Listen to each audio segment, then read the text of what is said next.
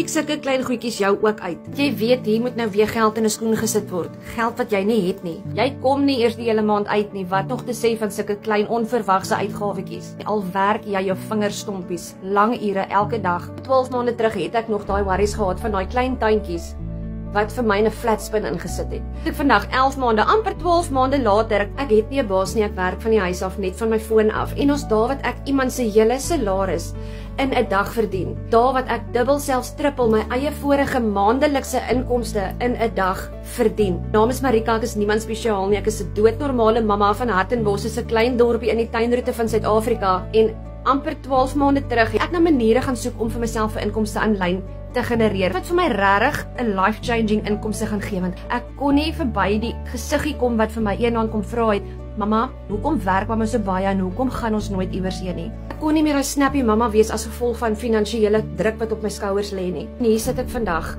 ewig dankbaar, amper 12 maande later. Ek verdien nou maandelikse inkomstes van 40, 50, 60 000 rand. Ek het al veelvoudige 6 syfers in ons Suid-Afrikaanse currency verdien van my foon af. Ek is daar vir my kinders. Ek sê weer ja vir my kinders.